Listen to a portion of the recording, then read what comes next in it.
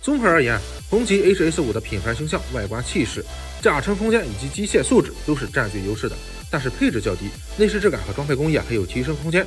论车机系统的难用程度，它倒是跟合资品牌同步了。红旗 HS5 现在能优惠5万2左右了。2.0T 7月，也就是低配车型，全款落地15万出个头。咱们的 2.0T 奇享全款落地16万8左右，这个价格跟本田 CR-V 差不多啊，但比途观 L 能省下2万左右。说实话，作为一个自主品牌，它的这个价格并没有太大优势，而且内饰质感一般，油耗也不低。不过除了这4个缺点之外啊，它还有3个非常突出的优势。咱把它的优点和缺点简单一罗列 ，HS5 到底值不值得买，又适不适合你，就都清楚了。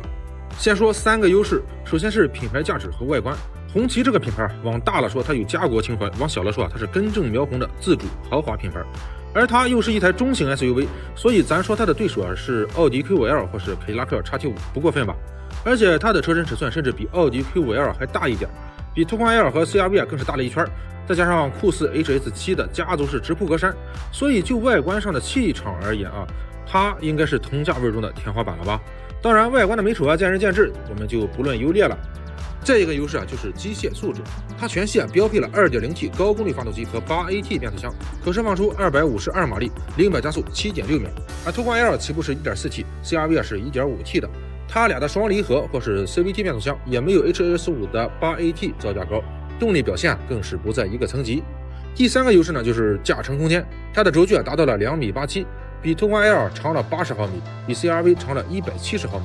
我们把前排座椅调整到适合我的位置了，我的身高是1.83米，然后我们再到后排去试一下，看一下它的驾乘空间的表现如何。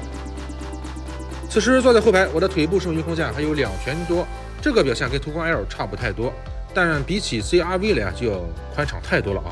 对于我来说也足够宽敞。后排座椅的前凸呢是软硬适中的啊，坐垫尺寸呢也是比较可观的，而且呢后排椅背的角度还是可以调节的，所以中档头乘坐的舒适性是没有问题的。后排头部空间对于我来说是够用啊，不顶头。但是呢，它的全景天窗和车窗面积是非常大的，所以坐在后排呢，无论是视野还是通透感都是非常 OK 的。后排虽然没有独立空调，但是带有2个空调的出风口啊，下面呢是2个充电接口和一个12伏的电源。后排中央扶手呢还有带有2个隐藏式的杯架啊。基本的舒适性和便利性，它是都能够给到你的。那么再说它的缺点，一是内饰质感，其实乍一看双色拼接色调、皮质包裹、氛围灯点缀，整体的豪华感还是有的，但实际上它的质感比较一般啊。我们来上车试一下。它的内饰用料呢，上面呢是大面积的搪塑软包材质，这里呢是钢铁烤漆面板，这里呢是拉丝面板装饰。其实它的内饰用料和质感比 CR-V 和途观 L 要好一点，但跟同价位的自主品牌相比并不占优势。而且大家听一下，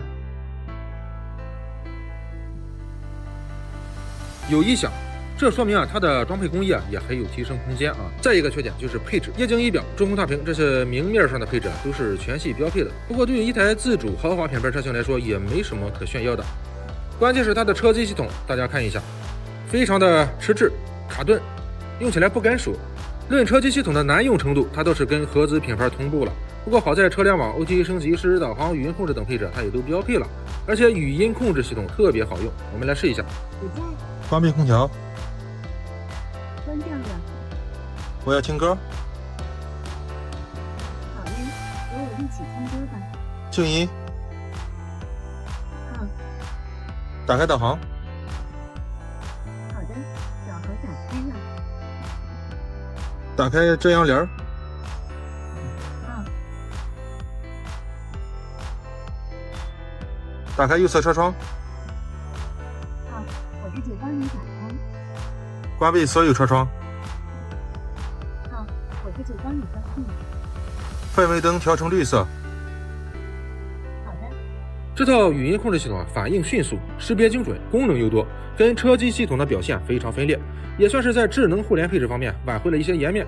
但是全景影像、氛围灯、全景天窗以及座椅的通风加热以及全速自适应巡航等配置都没有下放到低配车型上，整体的配置表现对于一台自主还是豪华品牌的中型车来说有点低了。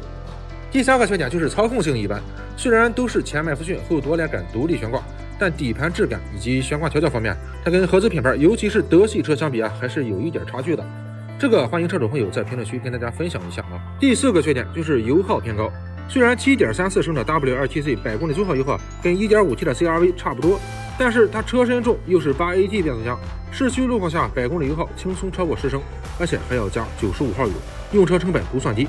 也欢迎车主朋友跟大家分享一下你的油耗。综合而言，红旗 HS5 的品牌形象、外观气势、驾乘空间以及机械素质都是占据优势的，但是配置较低，内饰质感和装配工艺还有提升空间，操控性一般，油耗较高。所以15万左右的预算，你会选它吗？欢迎在评论区留下你的想法。想要了解到底哪台车卖得好，可以打开懂车帝排行榜，选择销量榜，就能看到海量汽车的真实销量排名。我们下期再见。